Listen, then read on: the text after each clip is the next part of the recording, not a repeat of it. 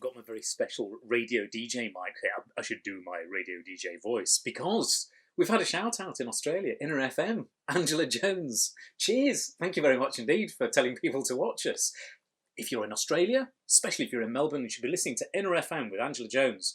Thank you to Fran Bridgewater, who's a chum who put us in touch. And she dropped us a note. What does it say here? It said, Angela has given us a massive shout out on her show and would love to dedicate a couple of tracks to Matthew Good and Joe. What would they be? And you want to know what we listen to. I can tell you, in each series when we make the wine show, there tends to be a record that becomes a bit of, and you'll have had this, and it's kind of like a road trip. You know, you're going away with your chums and you're driving around for a long time. And I know, so one of them has to be Northern Comforts by Dr. Rubberfunk. Hello, Dr. Rubberfunk, who's been really nice because he's supported us. And he was very much part of Series 1.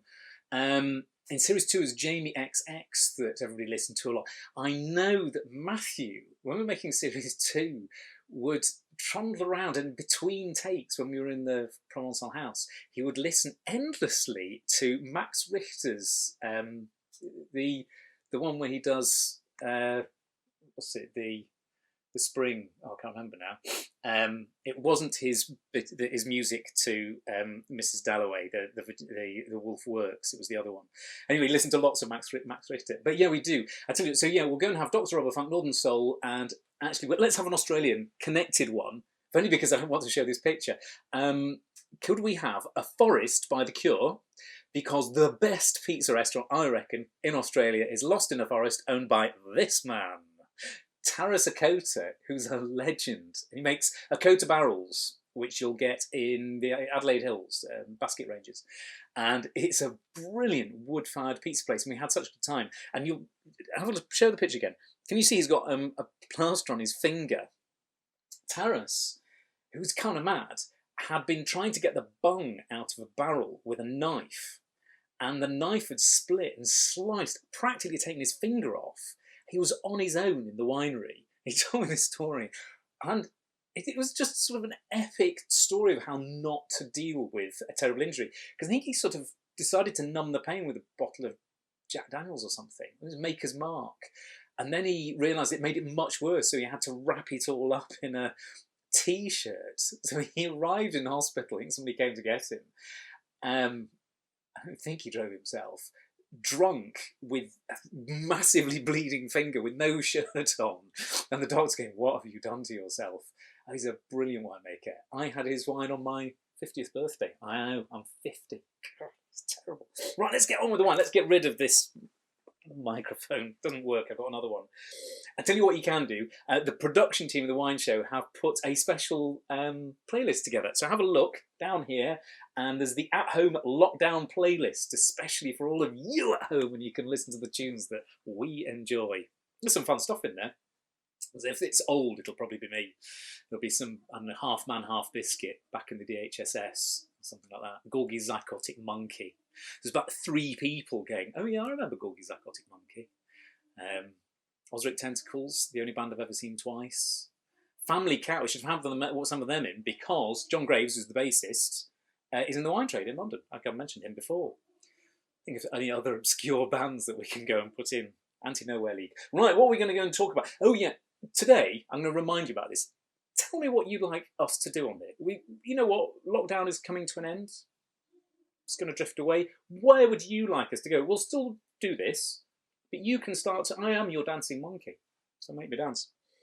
Istenic Gourmet Rosé Brut 2015, Slovenia. This is £22.99, and this is from Novel Wines. Is it Novel or Novel? I always pronounce it Novel Wines, but it's probably Novel Wines. Ben Franks, can you tell me? I've never really got whether I've pronounced this the right way. Is it Novel or Novel? Brilliant wines. They're really interesting. We'll talk about him in a minute. Let me tell you a bit about this. This is from Slovenia. So you sort of Trieste and you go inland. It goes a long way left to right, not so much north to south. It's a very dry Pinot Noir rosé, and it's from the... This is the problem when you do Central Europe, is you can never really pronounce the names. Bizeljsko Smremic region. It's on the Sava River. There you go. Never try. Mm. When people say extra dry, you think it's going to be really, really taut. It's not, it's tangy. It's got a gorgeous, ripe, rounded sort of strawberries and cream feel to the nose. It's just, it's racy when you taste it, which makes it extra good for food. I cannot recommend this enough with food. Have a pink meal. You know what I'm making for lunch today?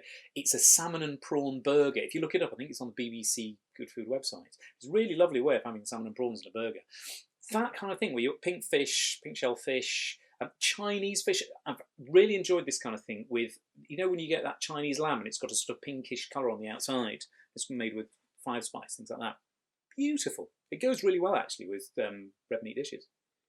Mm. There's kind of delicacy to it. The reason it's extra dry is exactly the same sort of acidity level, but they've not got added sugar in it. So it has this real cleansing purity about the palate, which at first you go, oh, hello. It's gorgeous. I really like that.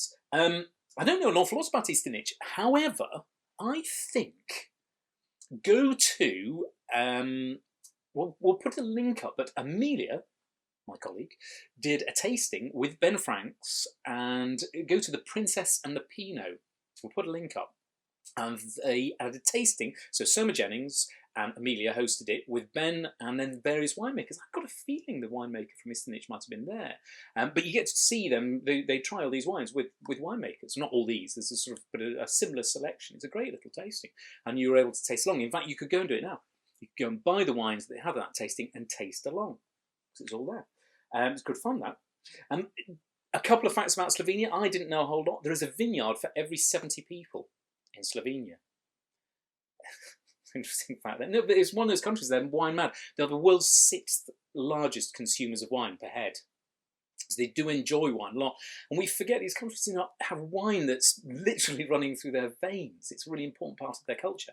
They're also the world's 6th largest smokers, bizarrely. And one thing I do know is that they're honey mad. I kept bees at school. I'm kind of slightly mad about bees. I don't have a hive at the moment, but apparently there are something like 90,000 beekeepers in a country that's only about 2 million people. So it's a lot of beekeepers in Slovenia. So we should go and visit when we can. When we can. Right, talking of honey, let's have a try of this. This is called Sanzon Tokaj Classic Furmint. We've had a few ferments and I make no apology for it because it's gorgeous. $13.99 from Noble Wines. Now, it says here, I did a tasting before, and I do a tasting when I don't look at the notes, and I thought it's got this sort of honey cake character to it, and it was a bit almondy. I looked on the thing, and it says ginger honey cake, first tasting note that Ben came up with. Don't think that those are just made up. It genuinely has this sort of ginger honey cake smell to it. And there's also kind of frangipane. But underneath with Furmint, you get this lemon lime. If you enjoy dry German Riesling, you're going to just love this. That's beautiful. Now, the winery, I'm going to have to look here, is owned by a lady called Erika Ratch. I think that's pronounced correctly. Hungarian lady, she's here. It's all organic. It's a tiny plot of land and a beautiful part of Tokaj. We've talked about this because it's in Series 3, which is coming up later this year. And she wants to make a small amount of really super high quality wine. And that's what she's got here. I've got to tell you, $13.99. Spend a lot more money for wine of this quality elsewhere. Little tip, you'll notice this comes with a thing called a Vinolok, one of these glass toppers. Beautiful sort of seal. Does not work if you are using a Coravin needle. So I'm down one Coravin needle because I didn't notice that it actually had a Vinolok top. Embarrassing. It is suitable for vegans, this. So maybe that could be an interesting one to go and dig into. What makes a wine suitable for vegans? Now, let me tell you a bit about Noble Wines and why they bring in wines from these interesting places like Slovenia and Hungary. And we're going to try some Romanian wines. Ben and Georgi. Georgi is Hungarian, I think. They had a crowdfunder. They raised, what was it, £5,000 in less than a month. And in 2016, they started up. And the list of countries is amazing. It's got down here. Japan, Croatia, Lebanon, Thailand, plus they know Hungary and England. So it's about finding interesting, curious wines, really top quality stuff that you might walk by if it was anywhere else. And they won awards for their wine. Really, really beautiful. I've got some things here. There's an Explorers Club here. which you can join. I might put that up. Ben, am I allowed to do this? I've got 2 10% off vouchers there. I'll send them to you. If you send us a DM somehow, I'll send the first 2 people who send in, I'll post you 10% off Noble Wines. You can go and buy some wine. And also, they're part of a thing called Taste of Bath, the Bath Hamper Company. And I've got, and it's 34 small Bath producers, local produce, and you get £10 off, 10% off that. So 10% vouchers off those. I will send those to the first 4 people. So we can send them to lots of folks. That's the way to go and do it.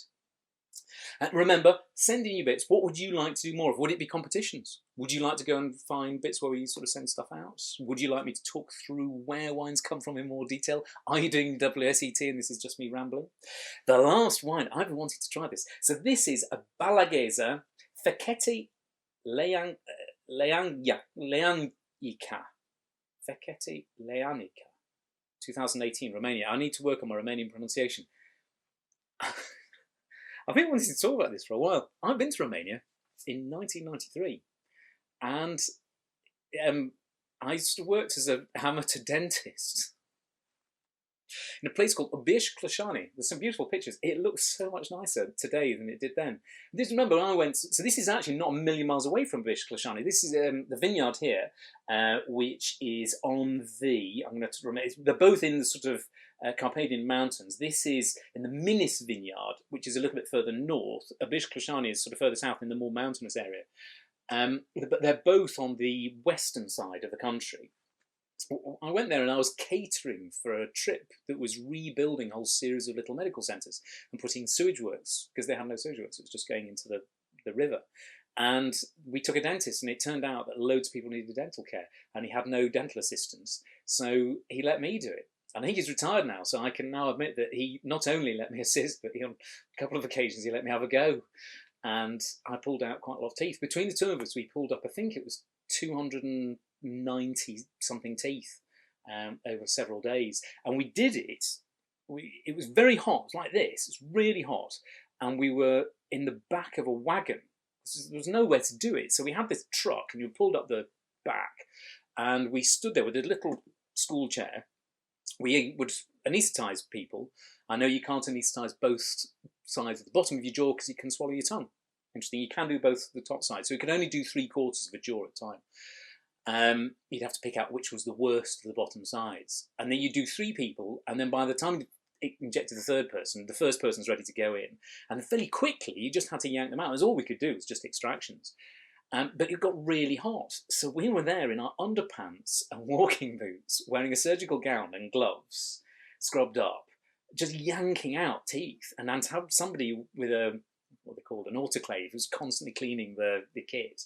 And this crowd of people, hundreds of people watching us pulling all these teeth out. And we did it every day for days and days and days. The smell was appalling. Every so often, the smell was so overwhelming. Because, of course, you don't want to know.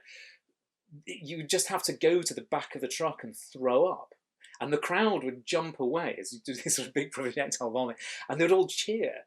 And every time the dentist, who's called Phil, every time he bent over, his pants would show out the back of his gown. And way! We can see his pants. Because it's just us in our pants under the gown. And then me coming up like that. Anyway, should we talk about really delicious wine now that I've gone to do that? This is made by a guy called Dr. Geza Balla. He's head winemaker, and he's founded his winery in 1999. So after this really dark, difficult period in Romania's history, it changed so much. And this is made from a great variety called Feketeleanyka Neagra, and it means the Black Maiden.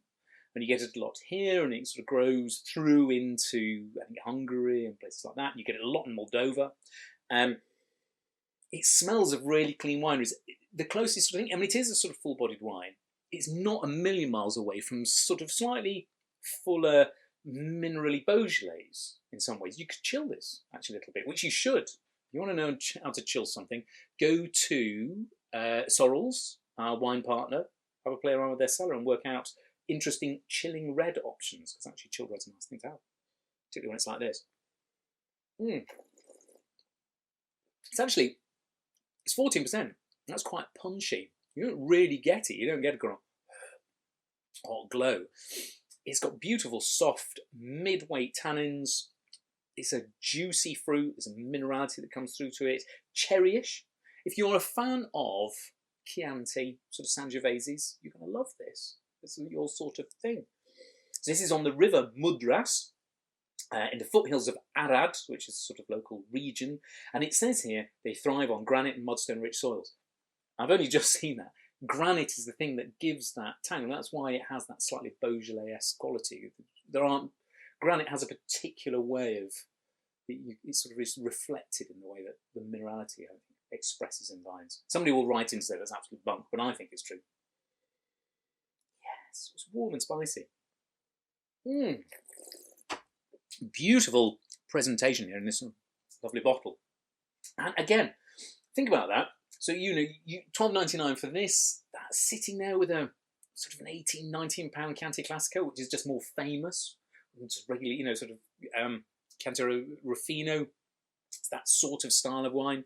You get really good value out of these areas. Go and get yourself to Noble Wines and explore Central Eastern Europe and places like that. So we sort of start very central and we're moving gradually sort of further east. In fact, that was kind of the way we drove when I went across and was this dentist. It's really hard cooking lunch for people when you've just pulled out 30 teeth from the back of a truck. But the nicest bit was we kept in touch with everyone and they came across and they would visit. And it was a lovely young lady. She was at school, I think, then. And she came back and visited years later, and she was a university academic, and she's now works at one of the universities there, and we just sort of kept in touch. But at the time, you know, we were drinking buffalo milk in little people's houses, and if you wanted to drink spirits in someone's house, they would often give it to you in a tea service because the older folk didn't approve. So you'd drink this local hooch, and it would be served to you in a teacup. You'd be sitting there getting quietly sozzled all the time.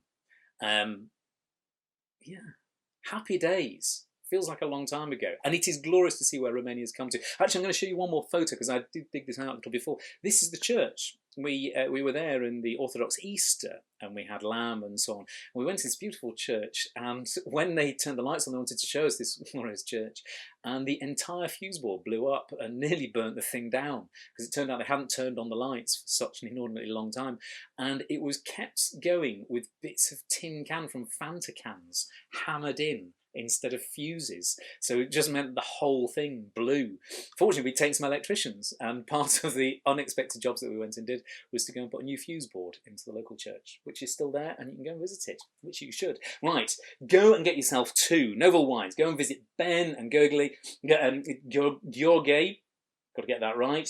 Oh, we've got one more question here. We've got a question here from Ollie, Melbourne. From Melbourne, everybody from Melbourne today. You've never talked about your personal wine collection. What does your cellar look like? And are there particular grape varieties or blends that you favour more than others? Are there regions or countries you lean towards? And how many bottles do you estimate in your personal collection? I'm going to be absolutely honest with you. I really don't have much of one. It's a bit bigger than the thing you see behind me. I don't know, there's kind of a couple of hundred bottles. And it's just curios.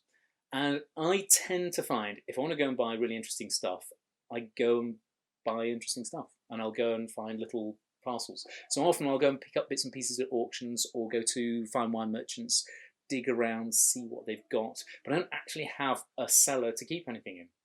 So I don't really have a lot. I sort of wait and buy it later on.